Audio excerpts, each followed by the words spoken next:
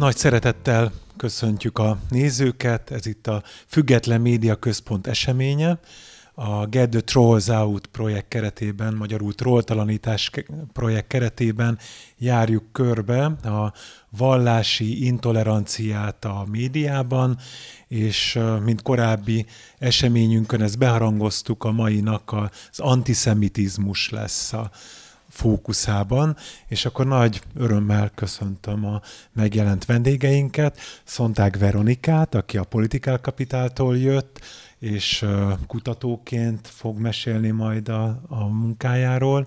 Félix Anikó a Haver Alapítvány ügyvezetője, és Uszkiewicz Erik pedig a Diacomet projekt kutatójaként van jelen, és tudom, hogy többeteknek vannak egyéb kalapjai, majd erről meséltek meg, hogy a munkásságotok meg a korábbi eredményeitek hogy kapcsolódnak ehhez a témához, az nagyon érdekes lesz. Engem Lőrinc Marcelnak hívnak, és a trolltalanítás projekt keretében pedig az én tisztem, hogy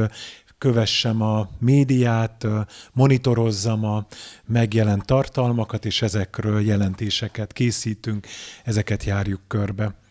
Most az antiszemitizmus egy olyan téma, ami a korábbi beszélgetésen is előkerült. A mostani vendégeink nem biztos, hogy követték azt közelről, mert az is elérhető lesz online. Ott egyszerre a nagy ábrahámita vallások képviselői számoltak be arról, hogy az ő vallásuk, az ő vallási közösségeik és a politikai közbeszéd milyen kapcsolatban áll, a politika mennyire uralja le akár a kereszténységet, hogy jelenik meg a zsidó közösségek életében, vagy akár az iszlám, a muszlim emberek életére ez hogyan hat. És azért Magyarországon, ha visszatekintünk a történelemben, akkor a zsidó közösségek már nagyon régóta jelen vannak, és pont ebből kifolyólag is az antiszemitizmus is egy olyan, aminek történelme van. Nem mennék vissza a történelmi előadás keretében, hogy mik az elsők. Egyébként lehet, hogy vannak erre, lehet, hogy erre kitérhettek majd. Én azért odáig visszanyúlnék, hogy az én közéleti eszmélésem a 90-es évek elején volt, onnantól fogyasztok újságokat, médiát, politikát, és az akkori antiszemitizmus egy valamilyen kicsit ilyen, nem is tudom, egzotikus dolognak számított, olyan politikusok jöttek vele elő, akik ezt kódoltan, de azért mégis a mainstreambe hozták be. Jeles képviselője volt akkor ennek az akkori Miép például, egészen annyira, hogy amikor a Miépnek például saját rádióállomása lett, emlékszem arra az anekdótára, egy barátom mesélte, hogy provokatív céllal felhívták az adástelefont, és mondták a vonal túlvégére, hogy elnézést, de 10 perce hallgatjuk a rádiót, és még nem zsidóztak benne, és nem rájuk csapták a telefont, hanem bocsánatot kért a telefon túloldalán a kezelő, hogy nyugodjanak meg, mindjárt vége a zenei blokknak, és jön a beszélgetés, lesz majd zsidózás. Tehát, hogy én ebbe születtem bele, hogy még a Kádár rendszerben ez valami tiltott, tabu dolog volt, de akkor nem is követtem a közéletet, majd utána megjelent egyfajta ilyen egzotikus, kicsit ilyen lázadó jellegű dolog, ami megmaradt valami keretek között, voltak nagy felháborodások a közéletben, és egészen odaugranék, hogy volt a nemzeti radikális jobboldalnak egy olyan narratívája, hogy ugye az antiszemitizmusnak egy toposza, hogy a zsidók irányítják a világot, a közéletet, a politikát, és volt egy ilyen narratíva, hogy Magyarországon is ez megfigyelhető, jelesül például a Szabad Demokraták Szövetsége, ugye többször is kormányon volt, és hát az előttem van a Belgrád rakparton, évekig nem törölte le senki az SZDSZ egyenlő Dávid csillag, graffiti, tehát ez valahogy így nem is tudom, valahol ott a felszín alatt ilyen ki nem mondott igazságként volt elfogadva a politikai közbeszédben. És megérkeztünk 2010-hez, megszűnt az SZDSZ, nemzeti radikális kormánya lett Magyarországnak, amelyik talán a radikálist azt nem tűzi az zászlójára, de láthatjuk, hogy sok témát egyébként a szélső jobb oldaltól vesz át ez a kormányzat azóta is, és úgy fogalmaztuk meg többször más kerekasztalokban, projektekben, hogy ez egyfajta ilyen lájtosított szélső jobboldal volt, ami a magyar szélső jobboldalnak a toposza vagy története, az 2010 óta a magyar kormány kicsit felhigítva, kevésbé bántóan átveszi, és ezért különösen érdekes az antiszemitizmus megérkezve a mai témánkhoz, mert itt viszont nagyon ilyen ellentmondásos dolgokat tapasztalni. Egyszerre harcos ellenantiszemitizmus küzdő, a zsidóságért küzdő kormányt látunk Magyarországon, amelyik mégis enged olyan dolgokat, mint mondjuk a megszállási emlékmű, vagy a kitörés emléktúra, és majd akkor ezekre még itt kitérünk a mai beszélgetés során, hogy mi egyebeket. És a körülbelül 1 óra beszélgetésben ezeket a témákat szeretnénk körbejárni, hogy ebből mit tapasztaltok, és különösen mit tapasztaltok a médiában, hiszen nagyon érdekes, hogy a média azért befolyásolja a közbeszédet, a politika nyilván szócsövének használja a médiát, és talán Anikó az, aki pedig aktivistaként is, és hogy mondjam, a budapesti séták, tehát hogy egyszerűen az utcáról tapasztalod akár, hogy mi a helyzet, iskolákba jártok, tehát te nem csak a médiából tapasztalsz, hanem hogy mondjam, a terepről is, hogy mi zajlik itt. És akkor a jó kis bevezetőm után lehet, hogy akkor így körbe mehetnénk. Először Vera vagy Veronika, melyiket preferálod? Vera, téged kérnélek meg, hogy mesélj egy kicsit erről a kutatásról, aminek még az eredményei, ha jól tudom, nem nyilvánosak és véglegesek, de már van mit megosztanotok. Az antiszemitizmus kutattátok ti is a médiában. Tiéd a mikrofon. Köszönöm szépen, én is köszöntök mindenkit. Igen, a Political Capital egy Európai Uniós projekt keretében az antiszemitizmust vizsgálta. Az eredetileg a projekt nem sejtettük nyilván a projekt kezdetén, hogy október 7-e meg fog történni, úgyhogy az egész projektnek ez a része teljesen átalakult, és teljesen újra kellett húznunk ezt a részét. Eredetileg sokkal több mindent szerettünk volna a médiában monitorozni, de az október 7-e után egyértelműen látszott, hogy oly mértékű tartalom lett az interneten, ami a zsidósághoz, Izraelhez köthető, hogy látszódott, hogy ezt egyszerűen képtelenség megcsinálni. Úgyhogy az egészet átalakítottuk, de fontosnak tartottuk azt, hogy össze tudjuk hasonlítani, hogy október 7 előtt milyenek voltak az adatok, illetve október 7 után. És végül leszűkítettük 2 hétre ezeket az időszakokat, és 2023. április 1-e és 15-e között, illetve 2024. április 1-e és 15-e között néztük meg az adatokat. És mindent néztünk nagyjából, ami az interneten elérhető, tehát azt kiválogattunk különböző médium kategóriákat, legyen ezek a függetlenek, a szélső jobboldali sajtó, a kormány által irányított sajtó, akkor bulvár kategóriát is vettünk be, illetve ami Magyarországon egy kicsit ilyen nehézkes kategória, mert nem nagyon van, ez a nagyon baloldali vagy szélső baloldali média, ez Magyarországon kevésbé téma, mondjuk egy másik országban, ahol szintén zajlik ez a kutatás, Olaszországban mondjuk ez lehet, hogy sokkal izgalmasabb lesz, hogy ott milyen eredmények lesznek. És miért nagyon belemennék minden eredménybe, azt nagyon fontos látni, hogy nagy mértékben megnőttek a számok, amik kijöttek eredmények. Az összesen 7800 kontentet kódoltunk le, ebben vannak cikkek, posztok és kommentek, tehát minden, ami megjelent, és különböző kulcsszavakra kerestünk különböző médiumokban. Körülbelül az összes 7000-nek a 40%-a, ami 2023, és a 60%-a, ami 2024, tehát azért nyilván látszódik, hogy megnőtt. És azt lehet mondani, hogy az összesnek több mint a fele antiszemita volt, illetve, ami szerintem nagyon-nagyon fontos, hogy körülbelül a tartalomnak, az összes tartalomnak a 46%-a a szélső jobboldali portálról volt, ami ez egy nagyon magas szám. Tehát, hogy nagyon sok volt a mainstream, mondjuk a függetlenő portálokról, nyilván nagyon sok volt ez a kormány által irányított médiákból, ez például mondjuk a Demokrata, Mandiner, Magyar Nemzet, de hogy a legtöbb az a szélső jobboldali portálról volt, És szerintem, amit majd nagyon érdemes lesz kibontani, de hogy talán nem szeretnék nagyon belemenni, hogy egyértelműen látszik, hogy az új antiszemitizmus, tehát ez az Izrael ellenesség, vagy Izrael kritika, ez körülbelül 2-3-szorosára nőtt a 2023-as adat óta. Tehát azért ez egy nagyon-nagyon erős váltás. És szerintem most így először ennyit. Jó, hogyha sorban haladunk, akkor Anikó, látom, hogy rengeteget jegyzeteltél, és nagyon jól teszitek egyébként, hogyha vissza-vissza utaltok az elhangzottakra, tehát nyugodtan tegyétek meg. Te mit tapasztalsz mindebből, amit elhangzott eddig?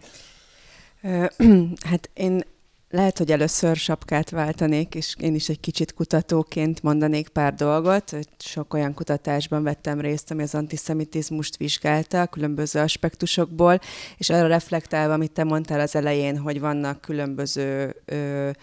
csúcspontok, vagy kicsúcsosodások különböző témák mentén, és hogy ezek így, mintha így ellentmondásban lennének egymással, hogyha a történelmi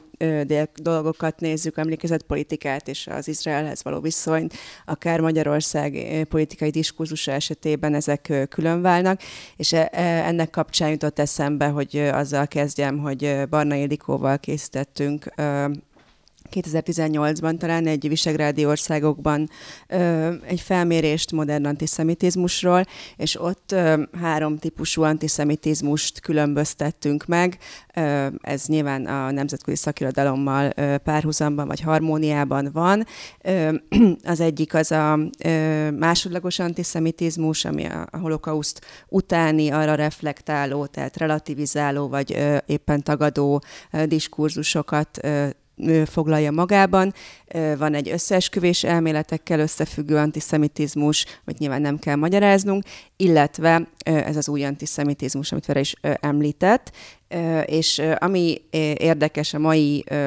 világban, azt gondolom azt megfigyelni, hogy ezek a különböző altípusok hogyan válnak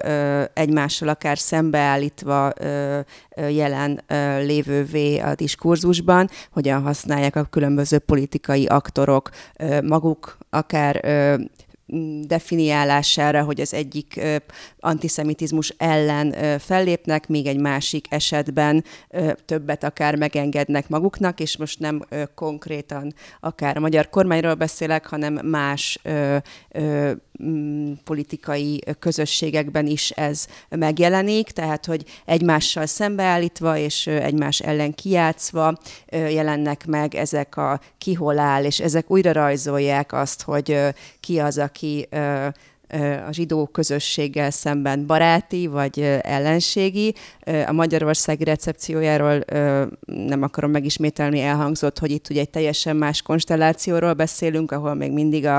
ez a hardcore, mind a 3 típusú antiszemitizmust magáénak tudó, egyértelműen antiszemita oldal, az a szélső jobb oldal. Ugye ez nemzetközileg azért sokkal diverzebb ennél. Még egy kutatást említenék, aztán majd belemehetünk részletesebben is, amit a Hajfai Egyetemmel készítettem, és az is egy nemzetközi összehasonlító kutatás volt 5 országban, holokauszt emlékezetről, ezzel kapcsolatos politikai diskurzusról és oktatással az 5 országban, és ez is ugye október 7 előtt készült, és akkor még nagyon látványosan külön választható volt, hogy mi zajlik Lengyelországban és Magyarországon, és a többi országban Németország, Anglia és Spanyolország volt a másik 3 ország, és ugye ebben most egy nagyon nagy váltás van, és ugye rajzolódnak ezek a határvonalak, meg erővonalak. Még egy, és aztán visszarakom a haveros sapkát, ami ugye csináltam a Mazsihisznek az antiszemitizmus incidensek riportját több évig, és ott pedig ugye azt tapasztaltuk, hogy ez is egy nagy különbség, hogyha az antiszemitizmus, említett, hogy az utcán hogy jelenik meg, ugye annak egy elég kézzelfogható példája mondjuk az atrocitások, fizikai bántalmazások, ami ugye látványosan alacsonyabb Magyarországon, és ez talán a mai napig is így van. Ennek is számos oka van, és ebbe is belemehetünk, de hogy ez is egy különbségtétel még mindig. és a médiáról csak annyit említenék meg, hogy pont ebben az épületben tartottunk a Political Capital közös projektünk keretében egy gyűlöletbeszéddel kapcsolatos Európai Unió által támogatott projekt keretében egy képzést újságíró hallgatóknak, ahol azt néztük meg, hogy a médiában különböző kisebbségekről milyen módon beszélnek, milyen akkor, amikor olyan riportok készülnek, amik jó szándékkal adott esetben, de mégis a sztereotípia ráerősítő eredményekkel zárulnak, hogy lehet jobban ezt kommunikálni, vagy ezeket a riportokat elkészíteni, és ott egy olyan riportot vettünk elő, és beszéltünk meg az újságíró hallgatókkal, ami az október 7-e után jelent meg egy nagyon jelentős médiumban, ami ezt tárgyalta, és hogy azt jártuk körbe, hogy mi volt esetleg problematikus, mi az, ami még belefér, és mi az, ami akár nevezhető egy elfogult álláspontnak, és ez nagyon érdekes, hogy ilyen témájú kutatás nagyon szerintem ezen kívül, amit most jelent, de még nem született, hogy ezek az ilyen finom, akár a mostani helyzetben elfogult, de nem teljesen elfogult, tehát nem egy ilyen propagandáról beszélek, hanem az a mondjuk független média, aki megpróbálja a mostani helyzetet, az izraeli konfliktust aránylag objektíven vizsgálni, ezeknek mik azok a határvonalai, ami mondjuk bizonyos antiszemitizmus definíciók által alapján akár problematikusnak tekinthető. És akkor csak egy-két mondat az iskolákról, ugye, hogy a Haver Alapítvány az általános és középiskolákba jár, és a zsidóságról tartunk foglalkozásokat, non-formális tevékenységgel, tehát hogy nem egy ilyen formális iskolai óra keretében, zsidó fiatalokkal, tehát nagyon fontos, a zsidó identitásunkat visszük be az iskolába, és így beszélgetünk a fiatalokkal, és ami így röviden a válasz az az, hogy nem változott az elmúlt egy évben a nagyot az iskolások hozzáállása, ez a téma nem tematizálódik az iskolákban, sok más témával együtt, tehát hogy ilyen értelemben mi egy ilyen szignifikáns változást nem tapasztalunk, ami egyébként harmóniában van a többségi társadalom érzékelésével szerintem. Nagyon köszönöm, és azt hiszem, Erik, hogyha hozzád érkezünk, akkor pont talán innen folytathatjuk a fonalat, hogy pont a GTTO keretében te most elővetted ezt a témát, hogy a Gáza hogyan befolyásolta a narratívákat, hogyan jelenik meg. Nem tudom egyébként, hogyha egy kis kitekintést akár így a projektpartnerek a megállapításaira is be tudsz hozni, hogy mit tapasztalsz, hogy Magyarország mihez képest tart hol, vagy nem tudom, hogy ez mennyire van előtted, vagy csak a magyar része. Nagyon szépen köszönöm én is a meghívást, meg hogy itt lehetek, és azzal a disclaimerrel kezdeném, hogy én semmiképpen sem szeretném magamat ilyen antiszemitizmus szakértőként feltüntetni ebben a beszélgetésben, tehát én nagyjából azért úgy kerültem ide, amit a Marci említett, hogy ebben a bizonyos GTTO projektben 2 felkérést kaptam. Az egyik az egy olyan elemzésnek az elkészítése volt, ami azt vizsgálta, hogy a magyar elsősorban mainstream médiában hogyan jelenik meg az izraeli és a gázai konfliktus 2023. október 7-e után. A másik szöveg az pedig arról szól, ez az első már elérhető, a második pedig hamarosan elérhető lesz, az pedig arról szól, hogy milyen a szintje, a mintázata a magyarországi antiszemitizmusnak, és hogy az elmúlt időben milyen antiszemitizmus kutatások készültek, illetve hogy a holokauszt relativizálással, meg a holokauszt tagadással kapcsolatban milyen jogeseteket találunk Magyarországon. Ez nyilván részben kapcsolódik is az én oktatási hátteremhez, mert én jogász vagyok. És a kérdésre válaszolva szerintem, és érdekes, hogy ez a 2 szöveg azért ilyen értelemben nagyon szorosan kapcsolódik egymáshoz, és szerintem fontos az, amit talán a Vera mondott, csak talán nem eléggé hangsúlyozott, hogy itt szerintem nagyon fontos bizonyos módszertani tisztázásokat tenni, tehát hogy például, hogy csak egy példát mondjak, hogy mondjuk a jogos Izrael kritika, vagy a jogos Netanyahu kormány kritika, az nem feltétlenül antiszemita. Tehát azért, mert megfogalmazunk bizonyos véleményeket, mondjuk az izraeli kormány, vagy Izrael állam tevékenységével kapcsolatban az elmúlt időszakot nézve, ez nem feltétlenül egy antiszemita megszólalás. Tehát ez például egy nagyon fontos módszertani kérdés, hogy hol húzzuk meg ezeket a határokat, és hogy mit tekintünk antiszemita szövegnek, meg mit nem. És ugyanígy például az online térben nagyon nehéz mondjuk a kódolt antiszemitizmust észrevenni, tehát amikor az antiszemita szövegek azok látszólag valamilyen semleges szövegkörnyezetbe vannak ágyazva, a szóhasználat, a fordulat, az lehet, hogy csak egy szubkultúra tagjainak, vagy egy széna tagjai számára értelmezhető, viszont az ő számukra abszolút antiszemita tartalmat közvetít. És ami a konkrét médiafigyelést illeti, ebben a médiafigyelésben nagyjából 100 olyan tartalmat vizsgáltam meg, ami a magyarországi médiában jelent meg az elmúlt egy évben. Ezek mind a mainstream médiában, tehát mondjuk nem a szélső jobboldali portálokon, hanem mainstream médiában megjelent tartalmak voltak. Független médiumokban, kormányközeli médiumokban egyaránt, a közszolgálati média online platformjain, stb. És én alapvetően azért azt láttam, és azt gondolom, hogy ez egy olyan téma, ami nincs az érdeklődés homlokterében tulajdonképpen. Tehát nem ez a téma tematizálja a diskurzust, a közbeszédet, a politikai beszédet, ami ugye azért is érdekes, mert az itt a teremben ülők, meg ezt a beszélgetést online hallgatók,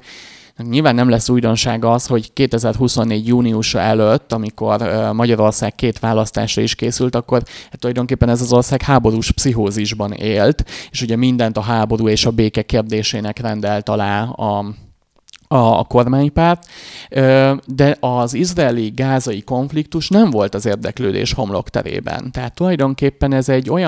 olyan téma maradt a magyarországi mainstream médiában, ami tulajdonképpen a nemzetközi konfliktus aktuális történéseire korlátozódik, azoknak a bemutatására, de valójában erről érdemi, mélyre menő diskurzus és elemzés nem nagyon volt. Tehát nem ez dominálta a magyarországi közbeszédet az elmúlt évben, és ez nagyon érdekes, amit az elején mondtál, ez a közéleti, politikai antiszemitizmus, amiben, hát én már az antiszemitizmusra egy kicsit áttérve, ez a magyar kormány álláspontját, vagy működését talán a jó kompromisszumok robotosaiként lehetne leírni, tehát ez a pragmatista hozzáállás, tehát, hogy ha az érdekek azt diktálják, akkor nagyon jó kapcsolatot tart fenn például bizonyos zsidó szervezetekkel, és erősebbre fonja ezeket a szálakat, ha meg az érdekek azt kívánják, akkor mondjuk még sincs olyan nagy probléma mondjuk a történelem hamisítással a másik oldalon. Szóval ez egy érdekes ellentmondás, és még egy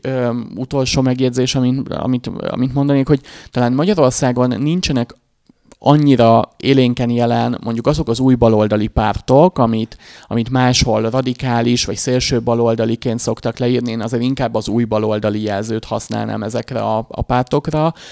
amelyek mondjuk Európa más országaiban erősebben Izrael kritikusak, jobban támogatják a kétállami megoldást, stb.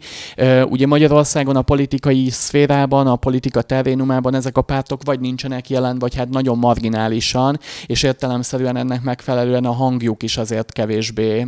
hallható.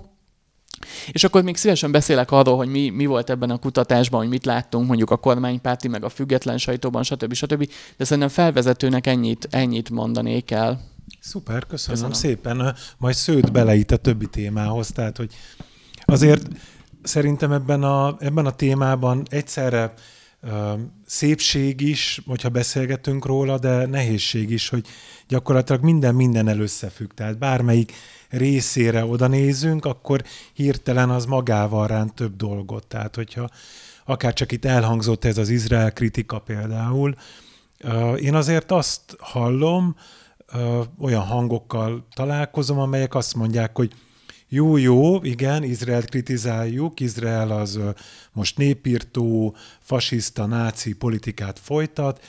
de a zsidók, azok támogatják ezt. Kérdezd meg bármelyiket, gyakorlatilag tehát egyenlősségjelet tesznek, tehát míg az Izrael kritika bizonyos keretek között tényleg nem antiszemitizmus, de onnantól már ott van ez a logikai egyenlőségjel, hogy amúgy ez igaz a zsidókra is. És a másik valóban itt a kormányzat kompromisszumai nagyon érdekesek még szintén, amelyik egyszerre próbál, én úgy érzem, mind a két oldalnak megfelelni. Tehát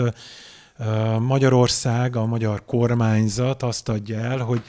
mint ahogy itt ez elhangzott, hogy Európában óriási probléma van az antiszemitizmussal, a migráció miatt, egyébként a muszlim bevándorlók miatt, tehát mert hogy ők atrocitálják a zsidó közösségeket Skandináviától Spanyolországig, de Magyarországon béke van és biztonság, köszönhetően hála a magyar kormány határozott migráns ellenes politikájának, és ugye olyannyira, hogy most nem akarok tárgyi tévedésekbe bocsátkozni, de izraeli sportesemények jönnek Magyarországra, mert szinte sehol a világban nem lehetne biztonságosan megrendezni ezeket, mint Magyarországon. Egyébként mennyire pragmatikus, tehát talán 2018-ban volt egy Orbán Viktor beszéd, amikor a migránsokra azt mondta, hogy nem akarunk homofób és antiszemita hordákat beengedni Magyarországra. Most már inkább csak az antiszemita hordákkal van gondja, amennyire figyelem, tehát hogy ezt valószínűleg szintén mérték, hogy mi mennyire fontos, tehát hogy mint hogyha lenne a kormányzatnak, vagy hát pontosabban a Fidesz vezetésnek egy ilyen történelmi tapasztalata, hogy ők nem csúszhatnak bele az antiszemitizmusba, ezt mindig nagyon távol tartják, miközben tényleg szemet hunynak olyan dolgok fölött, vagy engednek, mint nem tudom, én most hoztam ezt az emlékezetpolitikát például, tehát a náci megszállási emlékművet, amely ellen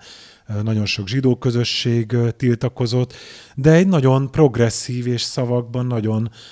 szuper nemzeti antiszemitizmus elleni stratégia került elfogadásra Magyarországon. Tehát, hogy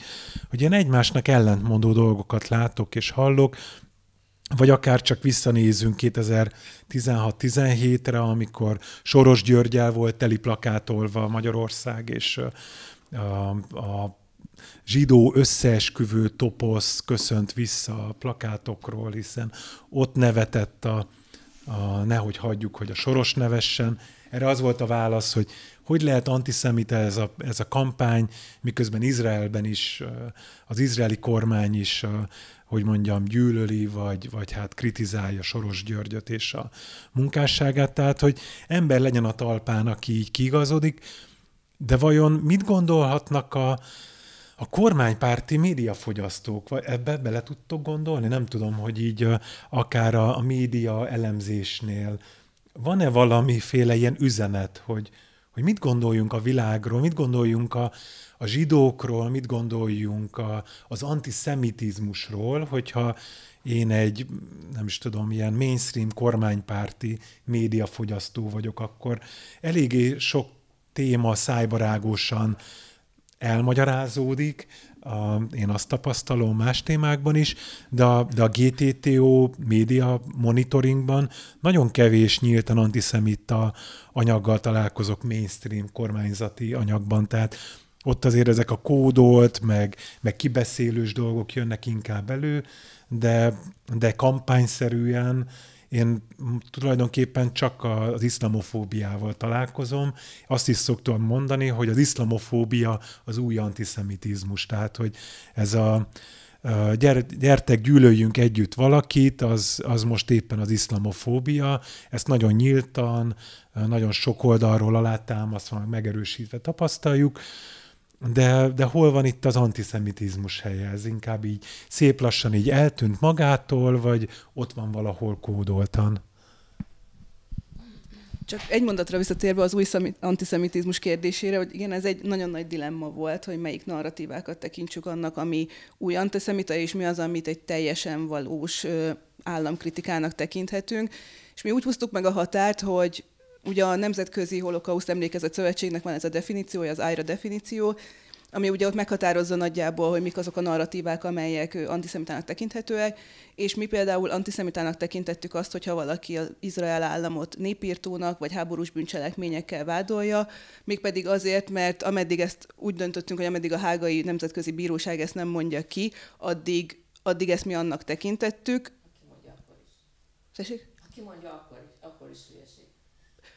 Lehet, de hogy ez... Nem Isten szava a Hágai Bíróság. Persze, hogy nem, de valahol muszáj meghúzni a határt, és ezt mi így húztuk meg. És azt is antiszemitának tekintettük, amikor az Izrael államot egyértelműen összemosták a zsidókkal. Tehát amikor ugye azt mondták, hogy ezt a zsidók teszik, de egyértelműen Izraelre utalt, mi azt is antiszemitának tekintettük. Tehát, hogy ez egy nagyon nehéz dilemma volt, ez egy nagyon hosszú kutatói döntéseknek a kérdése volt, muszáj volt valahol meghúzni a határt, és mi ezt így döntöttünk. A másik a kormányzati média, vagy a kormányközeli médiának a kérdése. Igen, ott nyilván, mivel a kormányzat zéró toleranciát hirdetett, így nyilván ott nem nagyon jönnek elő antiszemita toposzok, meg antiszemita narratívák, ellenben a kommentek között azért természetesen előjönnek, és ott ugyanazok a klasszikus, illetve összeesküvés elméletek jönnek elő, mint amelyek az előző években is, meg ahogy Anikó, te is mondtad, hogy azok mindig velünk vannak. Ami szerintünk sokkal érdekesebb volt, hogy mi az, ami már nem jön elő. Például ebben az időszakban nyilván már láthatólag Sorosnak a szerepe már sokkal kevésbé van mostanában jelen. Az elmúlt 2 évben ő már nem volt igazából tényező annyira a magyar politikai közbeszédben, mint mondjuk korábban, és egyébként például Sorossal kapcsolatban az ő munkásságával, az ő akármilyen munkájával kapcsolatban már nem jött elő például szinte semmilyen antiszemita narratíva, mondjuk a kommentek között, szinte ő teljesen eltűnt a kérdések közül, és mondjuk ehhez kapcsolódóan, ez mondjuk nem a kormányzathoz kapcsolódóan, de mondjuk a Covid is teljesen eltűnt. Tehát a Covid-dal kapcsolatos antiszemita narratívák már 2023-ban és 2024-ben már végképp nem jelentek meg. És hogy mi az, ami megjelenik, ami lehet, hogy a kormányzatnak a narratíváit, vagy az ő gondolatait jobban erősíti, az az Ukrajnához kapcsolódó antiszemita narratívák. Nagyon-nagyon sok volt, ami egyértelműen az ukrán háborúhoz kapcsolódik, illetve ami Zelenszkijnek magának a személyéhez kapcsolódik. Rengeteg rendkívül dehonestáló és antiszemita narratíva, illetve kifejezés van, ami egyértelműen Zelenszkijhez volt kapcsolható. Anikó, talán akkor minden egyéb, ami eddig elhangzott, az ott van a tányérodon, de hogy mondhatjuk akkor azt, hogy a kormányzat részéről akkor tényleg van egy zéró tolerancia, bizonyos szempontból még akár támogatás is az antiszemitizmus elleni küzdelemhez, de hát sajnos azért ez mély gyökerekkel rendelkezik a társadalomban, illetve a szélső jobboldal életben tartja ezeket a dolgokat, és ezt tapasztaljátok, ti is ezzel ellen tudtok dolgozni, és ebben a környezetben zajlik a munkátok. Hát ez egy komplex kérdés szerintem, és szerintem az, hogy mi a narratíva, mi a diskurzus, és mi a valóság, ez nem feltétlenül egyezik, és ezek az ellentmondások, amiket mondtam, a különböző antiszemitizmus altípusok és az egymás ellen való kijátszása, megint csak erre reflektálnék, illetve van egy ilyen fogalom, amit egy Hannah Rose nevű kutató vezetett be, a jobboldali filoszemitizmus, ami éppen erre a másik ellenség, a nagyobb ellenség narratívájára épül. Szóval szerintem amit látunk, az nagyjából ez, de ez nem zárja ki, hogy az a másik 2 altípus, ami az összeesküvés elméletekre épülő antiszemitizmus, illetve akkor fogalmazunk, hogy emlékezetpolitikai kérdésekben vett antiszemitizmus, ez még azért jelen van, jól lehet, csökkent az elmúlt időszakban. Más fókuszú dolgok jöttek elő, itt amit az Erik említett, ez a kódolt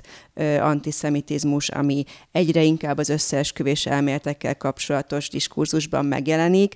Tehát az, hogy például Soros neve az konkrétan nincsen annyira tematizálva, de az egész elméleti háttér benne van, hogy van egy nagy összeesküvés valahol, a gender lobby és a Brüsszel együtt, ezek olyan tematikai elemeket tartalmaznak, amik ilyen antiszemita toposzok. Annak ellenére, hogyha nincs benne az, hogy ezek zsidó emberek, és annak ellenére, hogyha nincs benne megnevezve Soros György. Tehát ez ugyanez a mindset jelenik meg ezekben a közbeszédben megjelenő narratívákban, tehát ez nem csökkent, annak ellenére, hogy nem explicit, illetve ugye a másik, ez az emlékezetpolitikai kérdések, és itt visszautalva megint erre a hajfai kutatásra, ott különböző, egy időszakban vizsgáltuk mi is a politikai közbeszédet, és ott például ugye, ami nagy tematikus kérdés volt, ez a kitörés emléktúra, amit te is említettél, a Sorsok háza véget nem érő története, ami egy kérdés, hogy így a befogadó szempontjából milyen fényt vet arra, hogy kezeljük ezt a kérdést, hogy ott áll egy nagyon nagy épület üresen, vagy hát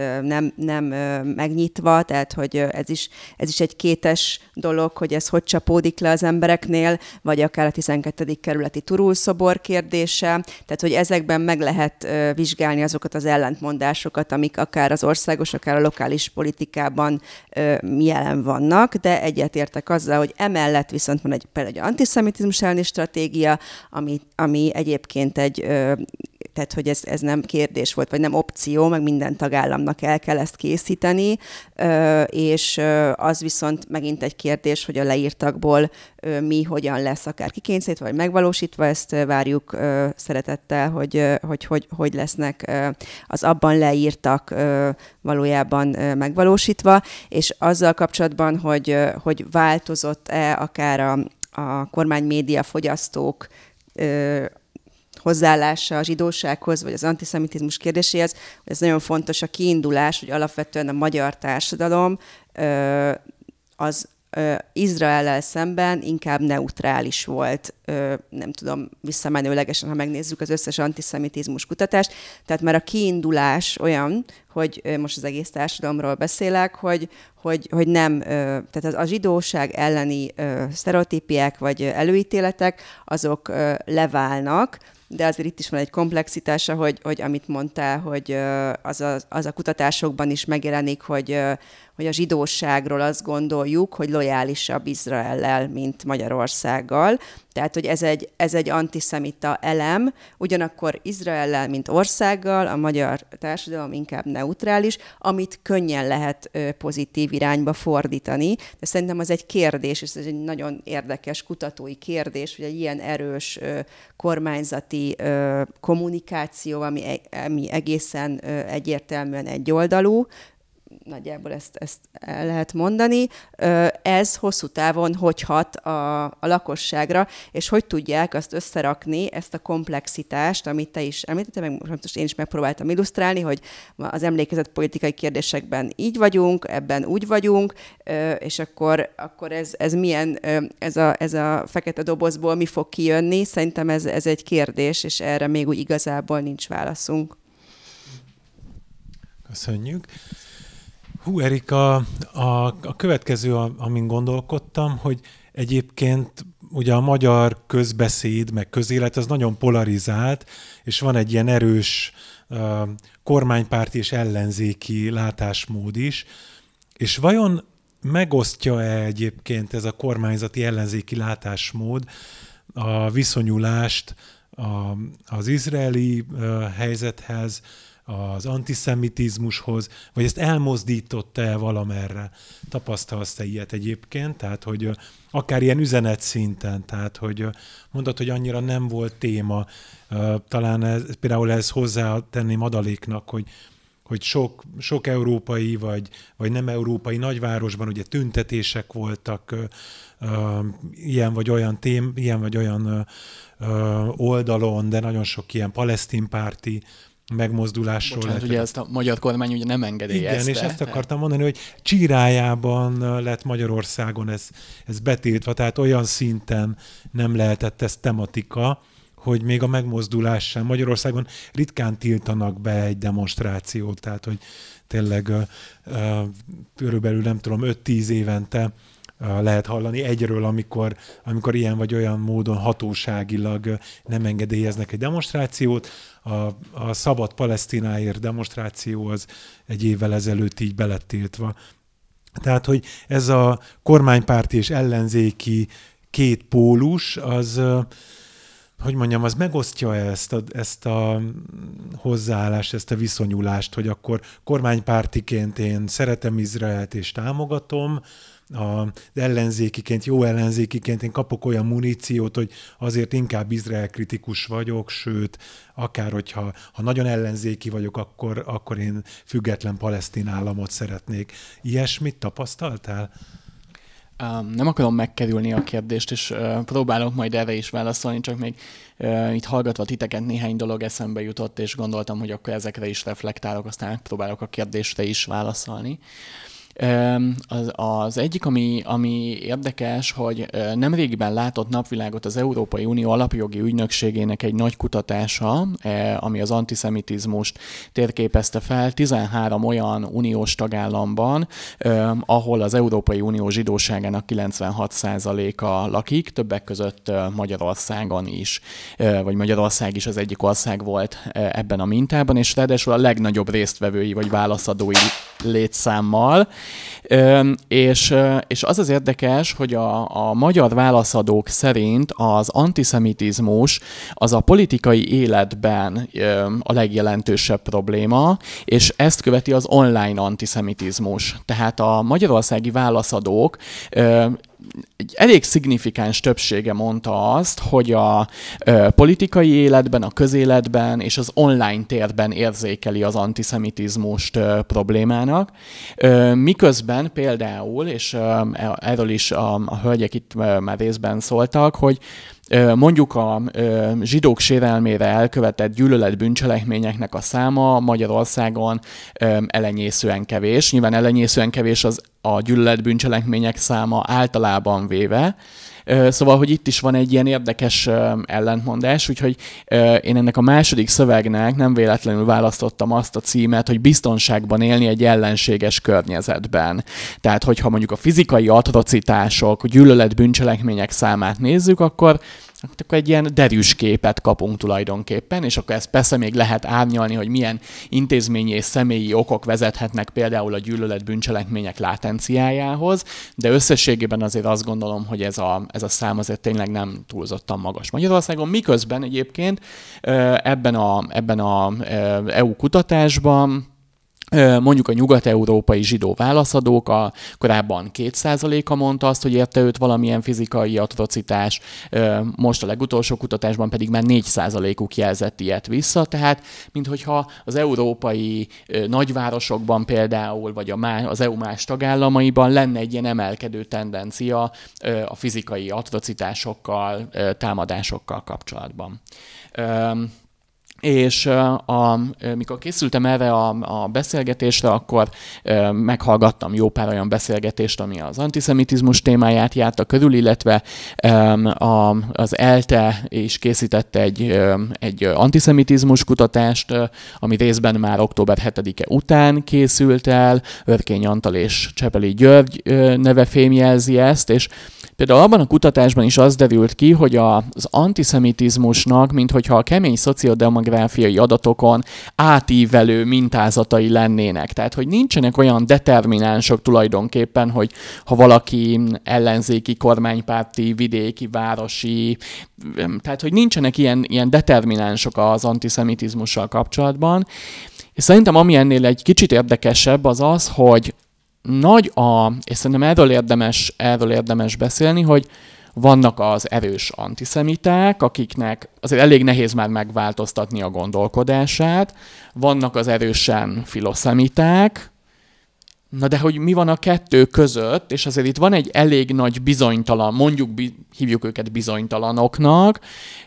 bizonyos kérdésekben inkább antiszemita nézeteket, meggyőződéseket vallanak, bizonyos kérdésben nincsen kiforrott álláspontjuk, tehát ingadoznak, bizonytalanok, ami azt jelenti, hogy jó üzenettel de rossz üzenettel is tudnak adott esetben azonosulni, és a magukévá tudják tenni. Például ebben a kutatásban őket a se hús, se hal emberekként is jellemezték, tehát hogy ha éppen antiszemita üzenetet hallanak, akkor hajlamosak azzal azonosulni, ha filoszemita üzenetet hallanak, akkor hajlamosabbak inkább azzal azonosulni, és ezt csak azért mondom, mert ami viszont kiderült, hogy azoknak, akiknek van direkt kapcsolata zsidó személlyel, ugye itt külön módszertani kérdésként adódik a régi probléma, hogy kit tekintünk zsidónak, honnan tudjuk, hogy van-e zsidó ismerősünk, stb. De hogy azért ez a kutatás például azt bizonyította, hogy aki azt mondta, hogy van direkt kapcsolata a zsidó személlyel, sokkal kevésbé antiszemita. Tehát, hogy az ilyen interpersonális kapcsolatoknak van egy ilyen jobbító hatása az antiszemitizmusra. És csak nagyon röviden reflektálva arra, az tényleg szóval, hogy a magyar kormány Izrael és antiszemita és filoszemita és nem tudom milyen álláspontján kiigazodni, szóval, hogy ez egy jó bonyolult kérdés és doboz, és szerintem minél mélyebbre ásunk, ez annál bonyolultabb lesz, mert hát és akkor csak néhány további szempontot adnék hozzá ehhez a nagyon bonyolult rendszerhez, hogy hát van egy ilyen mondjuk az autoriter rezsimek barátsága, tehát hogy van egy ilyen szempont. Másik oldalról Izraellel szemben olyan emberek állnak, akik a magyar kormányzati propaganda célkeresztjében állnak évek óta, tehát nyilván nem tudunk velük azonosulni, nem tudunk velük szolidárisak lenni, de én őszintén szóval nem nagyon láttam, nem nagyon tapasztaltam, nem nagyon találkoztam erős Izrael párti állásponttal sem a magyar kormányzat képviselőinek a részéről. Szóval minthogyha ez a téma egy kicsit tényleg radar alatt lenne, szóval ez egy tényleg jó bonyolult kérdés, és a média figyelésből nekem leginkább az derült ki, hogy a kormányzati irányítású média is nagyon próbálja az antiszemitizmusnak még a látszatát is kerülni, és aztán néha belecsúszik ebbe a dologba a kormányzati irányítású média, de szerintem nem ez a politikai agendának a meghatározó témája. Hát talán egy ilyen kis műhelytitkot hadd meséljek a GTTO, tehát a trolltalanítás projektből. Itt szempont az, hogy ha iszlamofóbiával, antiszemitizmussal, vagy akár más vallási csoport elleni intoleranciával találkozunk, akkor ezt jelezzük annak a médiumnak, panaszkodjunk, jelezzük a szerkesztőknek, hogy távolítsák ezt el. A magyar médiában ennek igazán nincs nagy, hogy mondjam, tradíciója, tehát viszonylag kevés siker van ehhez kapcsolódóan. Egyszer azért mégis megtörtént, amikor nem emlékszem egész pontosan már, hogy ki volt a célkeresztben, de a mandiner.hu-n jelent meg egy anyag, ami alatt kommentekben nagyon véres szájú antiszemita tartalmakkal lehetett találkozni. Tehát tényleg már súrolták a törvénybeütközés határát is. Egyébként ez akár egy új körkérdés is majd lesz, hogy szerintetek a törvényi szabályozás Magyarországon mennyire megfelelő, de csak jegyezzük meg. És akkor ezt szóvá tettük. A Mandiner reagált, hogy ők nem vállalnak felelősséget a kommentekért, ezzel ők nyilván nem értenek egyet, de hát szólásszabadság van, mindenki azt mondhat, amit szeretne. És akkor azért még egy viszontválaszt én megeresztettem, hogy na de hát csak nem szeretnék, hogy amikor a magyar kormánynak olyan fontos a zéró tolerancia az antiszemitizmus ellen, hogy pont a Mandineren ilyen tartalmak legyenek, ilyen kommentek, másnapra eltűntek ezek a kommentek. Tehát, hogy úgy tűnik, hogy van egy ilyen ki nem mondott elvárás, akár így a belső kommunikáción belül. Így a médiatartalmak kapcsán viszont,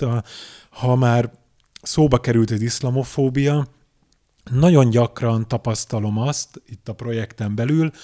hogy nem magyar ügyekről esik szó a magyar médiában, hanem Skandináviáról van szó, Németországról, Párizs, Madrid, London,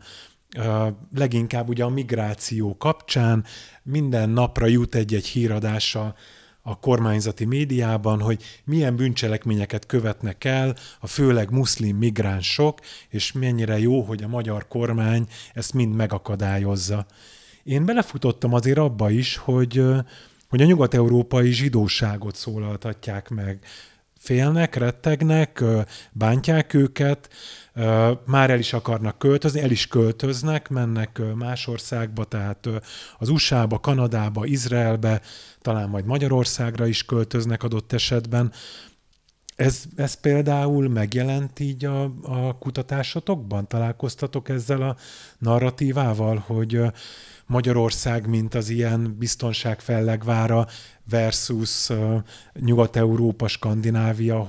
ahol milyen rossz a helyzet? És úgy adom át a szót Vera, hogy minden, ami eddig elhangzott, azokra is reagálj. Nem, mi ilyen narratívával így nem találkoztunk, de más előítéletességgel nagyon sokszor együtt mozog az antiszemita narratíva. Tehát, hogy nagyon sok olyan volt, amikor egyben most roma ellenesség megjelenik, amikor megjelenik iszlamofóbia, rengeteg, amikor nőgyűlölettel együtt vannak ezek a narratívák, tehát, hogy ilyeneket látunk, de ez a fajta narratíva, ez így nem jelent meg. Igen, azt csak szeretném megerősíteni, hogy igen, gyűlöletbűncselekmény azért az nagyon, nagyon kevés van antiszemita gyűlöletbűncselekmény Magyarországon, és szerintem azért itt nagyon fontos kihangsúlyozni, hogy igen, nagyon kevés gyűlöletbűncselekmény van úgy alapvetően, de hogy sajnos nagyon kevésről tudunk, és szerintem ez egy nagyon fontos dolog, hogy ez egy nagyon magas látenciájú bűncselekmény, tehát hogy lehet, hogy ennél sokkal több van, de amit így látunk, hogy tényleg úgy tűnik, hogy az antiszemita gyűlöletbűncselekmények nem is nőttek október 7 után. Az incidensek igen, tehát azok mondjuk az online gyűlöletbeszéd igen, de az erőszakos támadások úgy tűnik, hogy nem nőttek szerencsére. Más kisebbségi csoportok ellen azok mindig magasabbak szoktak lenni minden évben. Most fog kijönni pont az EBESZ-nek a legújabb gyűlöletbűncselekményes adatai, és ott sem látszódik az elmúlt évből növekedés. De hogy nyilván az ugye 23-as adatok, tehát ez 23 év vége, tehát hogy abban azért még nem teljesen látszódik mondjuk az október 7-nek a hatása. Hát mondjuk ez azért az olyan értelemben érdekes, hogy talán van-e valami kormányzati bravúra mögött, vagy hogy mondjam, mert hogyha megfigyeltük az antiszemita incidenseket, vagy akár bármilyen ilyen gyűlöletcselekményeket, akkor kisebb összetűzés Izraelben is kiváltott növekedést szerte a világban. Nem tudom, hogy Magyarországra ezek szerint ez korábban sem volt talán jellemző, vagy akár megtörtént, hogy voltak ilyen kilengések, és akkor most ezt itt nagyon határozottan sikerült lejjebb tartani. De Anikó, feléd még egy kérdés, akkor itt a törvényi szabályozást hadd hozzam még, vagy ha van erre mondásod, hogy mondjuk akár mint a Haver Alapítvány, futottatok-e abba bele, hogy valahol valami ellen szerettetek volna fellépni, de a törvény nem volt elég hozzá? Vagy pont, hogy azt tapasztaljátok, hogy tulajdonképpen eléggé szókimondó a törvénykezés erről, és ahol kell, ott használható. De hogyha ez nem a te asztalod, akkor ugorj arra, ami fel van írva. Lehet, hogy meg kellett volna cserélni, és ezt Verától kellett volna megkérdezni, de erre is szívesen reflektálok, csak így a beszélgetés flójával kicsit haladva, hogy ez, amit először kérdezte, ez a biztonsági nyelvezet, erre van egy ilyen szakszó is, hogy ez a biztonságiasítás, ami egyes közösségekről úgy beszélünk, hogy a legfontosabb, a legnagyobb pozitív, amit elérhetünk, hogyha ők biztonságban vannak. És ezt mondom úgy, hogy nyilvánvalóan a fizikai biztonság az a szükségleteink alján lévő legfontosabb dolog, vagyis ennek a piramisnak az alján lévő legfontosabb dolog, tehát hogy ezt nem szabad alábecsülni, de ugyanakkor ez egy olyan hangsúlyt eredményez, amiben minden más, ami nem a fizikai biztonsághoz kapcsolódik, az kevésbé érdekes, vagy háttérbe szorul, és ugye nem véletlen, hogy az Európai Uniónak van egy antiszemitizmus elleni küzdelem és zsidó életet propagáló stratégiája, promotáló, igen, ami ezt a kettőt együtt próbálja megoldani. Tehát, hogy nem elég az, hogy fizikailag biztonságban vannak az emberek, hanem a sokszínűséget is támogatni kell. Azt, hogy mindenki megélhesse a saját zsidóságát úgy, ahogy ő szeretné, és nincsenek ezzel kapcsolatos előre meghatározott irányok, hogy mi a megfelelő módja annak, hogy te megéld a zsidóságodat. És ugyanakkor Magyarországon, mivel valóban a fizikai biztonság, ami egy fantasztikus dolog megjelenik, ez ugye könnyen felhasználható ilyen célra, hogy ha biztonságban vagyunk, akkor igazából más nagyon nem lehet probléma. Ezt akartam csak egy kicsit még erre visszatérni, hogy ezt hívják biztonságiasító nyelvezetnek. És amire meg Erik utalt, hogy ha valaki találkozik zsidó emberrel, vagy ismeretség körébe van, ugye ez hatással van. Nekünk ugye a Haver Alapítványnál ez a módszertanunk alapja, amit Gordon Allport szociológus az 50-es években megfogalmazott, hogy ez a kontaktus hipotézis, hogyha találkozunk egy adott csoport képviselőjével,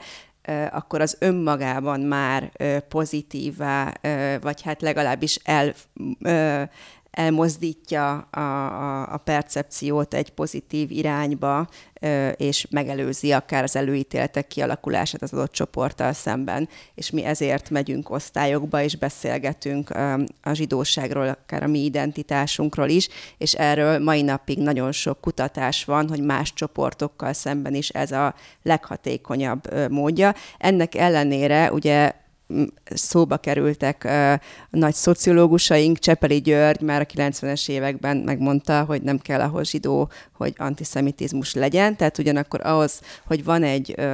közvetlen kapcsolódás, tehát hogy én, ugye ez romákkal szemben is sokszor van, hogy nekem vannak roma barátaim, de a többiek, tehát, hogy van egy ilyen leválás is, és a zsidósággal szemben ez különösen így van, de van ez az absztrakt zsidókép, ami nem a közvetlen szomszédom, hanem egy elképzelt, és ez az összeesküvés elméletekkel kapcsolatos. Tehát ilyen szempontból azért komplexebb a dolog,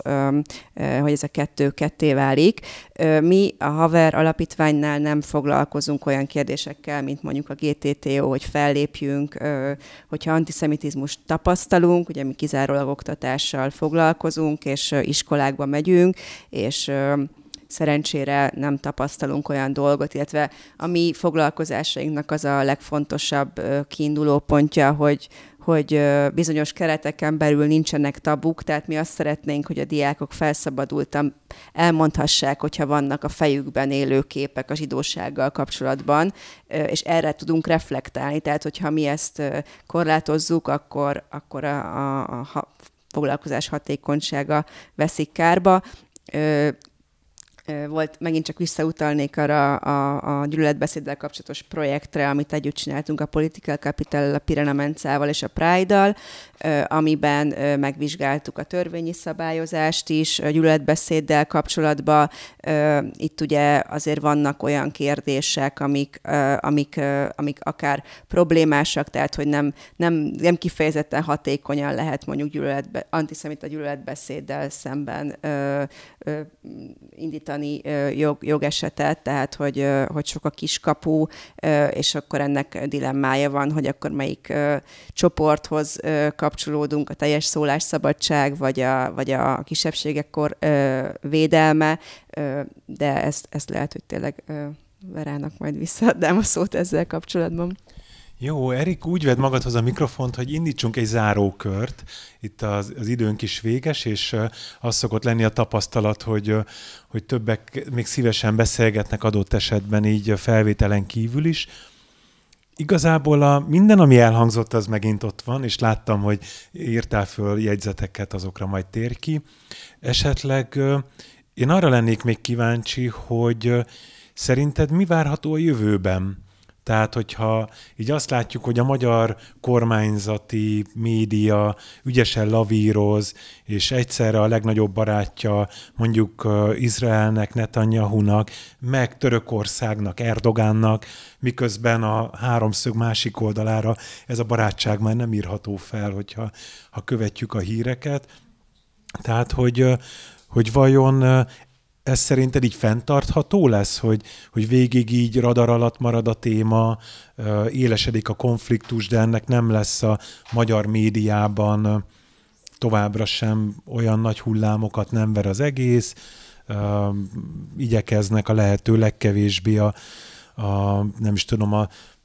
zsidóságot, mint csoportot ebbe bevonni, vagy megjeleníteni ebben a diskurzusban, és megtartani inkább csak egy ilyen tőlünk távol eső, egzotikus, közel-keleti konfliktusnak a témát. Ezt van erre tipped, vagy látsz-e valamilyen ilyen trendet erre, hogy ez így zajlik, és hát persze minden, amit jegyzeteltél. Oké, megpróbálok nagyon gyors és rövid lenni, amennyire tudok, és az első körben még a gyűlölet bűncselekményekkel röviden arra reflektálnék, hogy azért a korábbi években is azt láttuk, hogy az antiszemita gyűlölet bűncselekmények azok leginkább a vallási és hitélet, meg a kegyeleti élet tárgyai ellen irányultak, és nem személyek ellen. Ezt szerintem azért fontos rögzíteni, hogy nyilván vannak ilyen antiszemita indítatású gyűlöletbűncselekmények, de hogy a korábbi évek, a statisztikai adatok azok azt mutatták, hogy ezek leginkább tárgyak ellen irányulnak. A jogi szabályozással kapcsolatban szerintem két kérdés is van. Az egyik a gyűlöletbeszédnek a kérdése, amiben biztosan nem mennék bele, mert ugye 30 éve zajlik ez a vita, kinek a pártjára állunk, büntetőjogi, polgári jogi, más eszközök, stb. Úgyhogy egy másik jogszabályra utalnék röviden, amit a köznyelvben holokausztagadásként szoktak leírni, tehát ugye ami a büntető törvénykönyvben ez a nemzeti szocialista és kommunista rendszerek bűneinek nyilvános tagadása, és itt sem a törvényi tényállás alkotmányosságával, egyetértéssel, egyet nem értéssel kapcsolatban szeretnék utalni egy dologra, hanem az ítéletekre, amik ez alapján születtek, és itt van egy nagyon érdekes mintázat, mert hogy több olyan ítéletet is látunk, amiben az elkövetőt vagy az elítéltet arra kötelezte a bíróság, hogy bizonyos magatartási szabályokat teljesítsen az elítélt, és például látogasson el a Yad Vashem intézetbe, vagy látogasson el a holokauszt emlékközpontba, és írja meg az ott tapasztaltakat, írja meg az ezzel kapcsolatos élményeit. És ez egy külön vita, hogy jók-e ezek a döntések, nem, szabad-e ilyen ítéletet hozni, nem? Tehát ez is egy érdekes probléma, amivel kapcsolatban például szerintem mondjuk a magyar közéletben gyakorlatilag szerintem nem volt vita, vagy nem volt érdemi beszélgetés, de ez egy nagyon érdekes dilemma egyébként, és itt igazából ezeknek az ítéleteknek a novum tartalmára szerettem volna csak felhívni a figyelmet, hogy számomra előre mutató ítéletek születtek ebben a kérdésben a holokausztagadás tényállásával kapcsolatban. És akkor, hogy egy kicsit a jövőről is, hát ezt, csak a társadalomtudományok módszerhoz nagyon jól értők, most biztos a hajukhoz kapnak, hogy azt mondom, hogy megpróbálok jósolni, de hát körülbelül szerintem ez tényleg a jóslásnak a műfaja. Én azt gondolom jósként, hogy ez nem továbbra sem ez a téma fogja meghatározni a magyar közbeszédet, különös tekintettel arra, hogy azért 2024. februárja óta szerintem annak vagyunk a szem- és fültanúi, hogy Magyarországon újra van belpolitika. És én azt gondolom, hogy a magyar kormány, meg a magyar ellenzék egyelőre nem feltétlenül intézményesült részei ráfordultak a 2026-os országgyűlési választásra, tehát szerintem a következő másfél évben egy permanens kampányban fogunk élni, amelynek a fő témája nem az izraeli és gázai konfliktus lesz, hanem sok minden más, és én azt gondolom, hogy belpolitikai témák fogják dominálni alapvetően a magyar közbeszédet és közéletet. Köszönöm szépen. Vera, akkor folytassuk veled. Egyrészt akkor tényleg, ha vissza tudunk térni erre a törvényi szabályozásra egyébként, hogyha olvastad Eriknek a tanulmányát, akkor ott a 14. oldal környékén tért ki ezekre a jogesetekre. Csak itt az előzetesben ezzel élcelődtünk, hogy ugye mindenki felkészült az Eriknek a tanulmányából, de hogy valóban, tehát voltak esetek, de ezek egyébként nekem azért nagyon ilyen kis marginális, kisebb horderejű ügyeknek tűntek, tehát hogy úgy érzem, hogy nem igazán vannak komolyabb ügyek Magyarországon, akkor talán így a tőled való jóslást azt kérdezném, hogy lesznek-e ügyek vajon, vagy lesz-e változás akár itt a törvényi szabályozásban, a jogalkotásban, hogy tapasztalod, hogy mit tippelnél erre? Jósolni én sem fogok, de visszatérve, amit te is mondtál ezekre az alternatív ítéletekre, ezek nagyon jó irányok. Ezek ugye főképp fiatalkorúak esetében hozták meg ezeket a döntéseket Magyarországon, és nyilván felvetül a kérdés, hogy kinek lesz arra ideje, hogy aki mondjuk olvasónaplót ír, mert volt, akinek ez volt a feladata, hogy ő valami zsidóság történetével kapcsolatos művet kellett elolvasni, és abból olvasónaplót írni, és hogy Magyarországon melyik pártfogó felügyelőnek lesz arra ideje és energiája, hogy ezt elolvassa, és utána átbeszélje például a fiatalkorúval. Ez egy nagyon nagy kérdés. De szerintem ezek nagyon fontos ítéletek, nagyon kevés, vagy 3-4 volt ilyen Magyarországon, Nyugat-Európában ezért ez már sokkal gyakrabban történik, hogy előítélet motivált a bűncselekmény esetében ilyen alternatív ítéletek születnek, és szerintem ezek jó irány Magyarországon, és nem csak ezek rongálás is volt, amelyik ilyen eset volt például. Úgyhogy én ezt nagyon támogatom, csak tudni kell, hogy ez hogyan lehet utána ezt majd tovább követni, és hogy hogyan lesz majd ennek későbbiekben ténylegesen eredménye arra a fiatalkorúra, és tényleg hogyan fog ráhatni majd ez a feladat, vagy ezek a látogatások, hogy ezt valakivel fel tudja ténylegesen dolgozni, és meg tudja beszélni. A gyűlöletbeszéd szabályozásába szerintem én sem mennék bele, mert ahogy Erik is mondta, 30 éve zajlik ennek a vitája az alkotmányjogászok, büntetőjogászok és mindenféle jogi területen dolgozók között, hogy ennek hol a határa, mi a gyűlöletbeszéd, hol van a szólásszabadság, véleménynyilvánítás szabadsága. Az látható, hogy nagyon kevés gyűlöletbeszéd, most a büntetőjogi kategóriákat nézve 4 kategória van. Az egyik azt mondjuk nem veszem nagyon ide, mert az a magyar nemzeti jelképek megsértése, ez most itt nem téma, de hogy évente körülbelül 2-3 eset van. Van olyan, amelyik kategóriában, talán az uszításban volt olyan év, amikor nem is történt egy sem, nem indult eljárás ezekbe, tehát hogy láthatólag a büntetőjog ebben nem egy hatékony eszköz.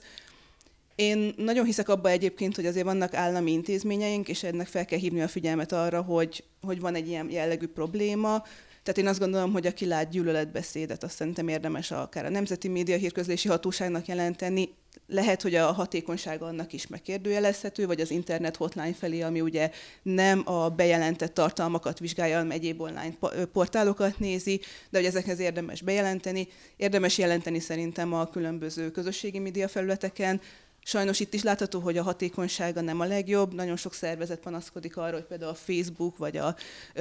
X nem veszi le ezeket a tartalmakat, de hogy azt gondolom, hogy érdemes ezeket jelenteni, hogy minél jobban lássák, érdemes lobbizni ezzel például különböző civil szervezeteknek, hogy van egy ilyen probléma, hogy hát ha ezzel el lehet érni valamiféle javulást ebben a kérdésben, vagy módosítást.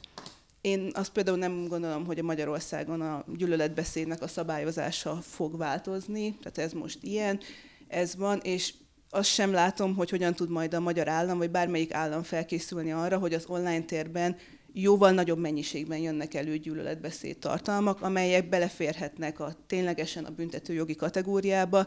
Hogy ezekkel hogyan fog megküzdeni egy állam, az egy nagyon nagy kérdés. Az Európai Unió láthatólag próbálkozik, tehát ezért nagyon sok uniós szabály van, ami ezt próbálja most már valahogy szabályozni. Ezek ugye most kezdődnek ezek a folyamatok. Én azt gondolom, hogy ez lehet, hogy 1-2 év múlva kell erről beszélni, hogy mit tudnak kezdeni akár az Európai Unió, akár az államok az online térben megjelenő gyűlöletbeszéddel,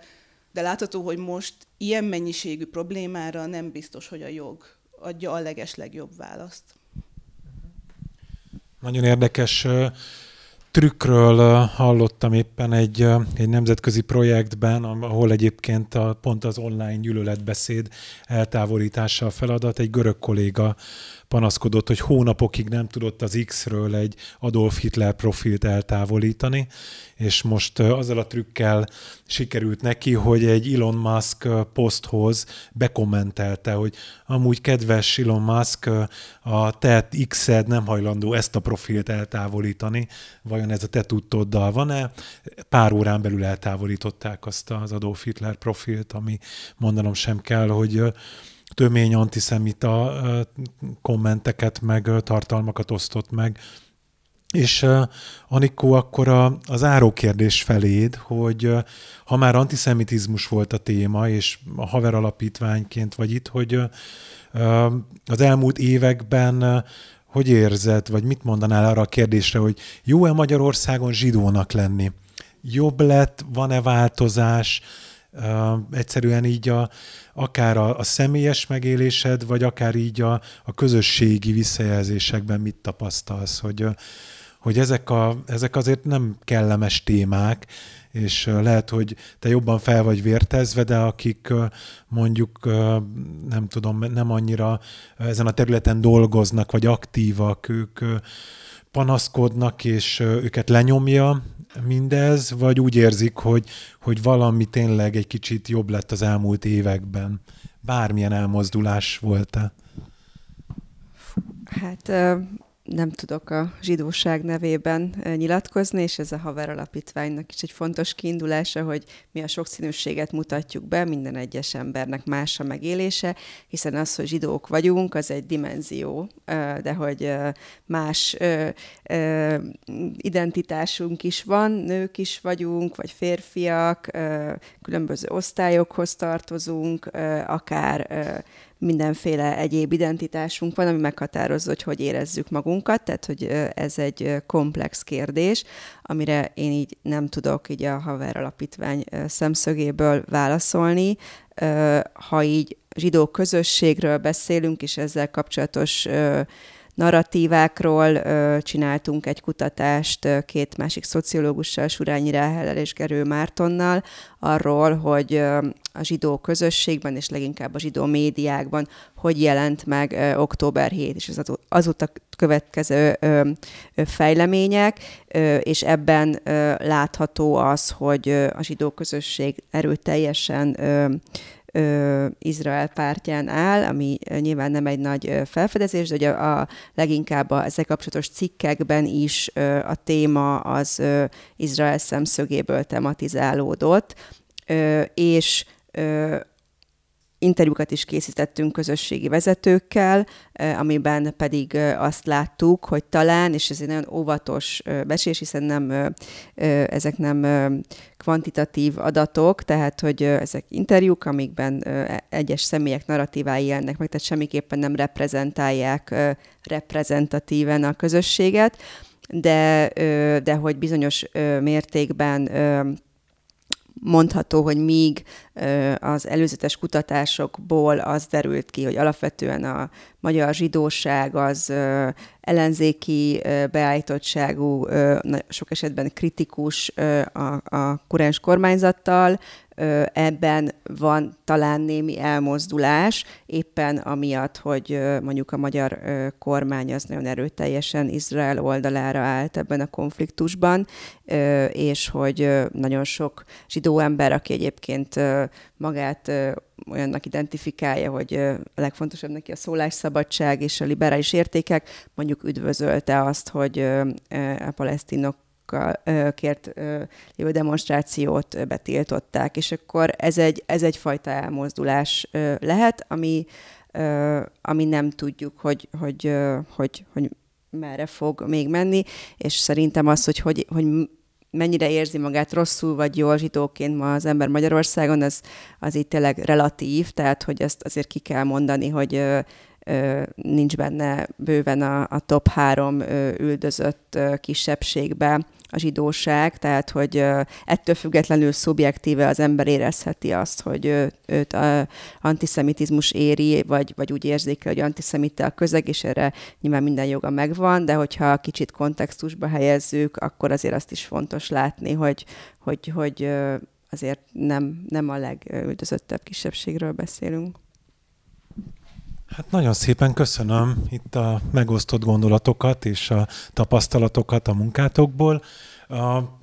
nézőknek, vagy podcast hallgatóknak pedig köszönjük a figyelmet külön, és lehet visszajelezni rá majd itt a csatornákon, kövessék a Trolltalanítás projektet, mindenkit erre bátorítunk, és akkor a jelenlévőktől pedig azt tudjuk mondani, hogy még itt a vendégek itt lesznek egy darabig, akkor lehet beszélgetni, és megosztani az egyébként személyes kérdéseket, kommenteket, visszajelzéseket. Köszönjük szépen!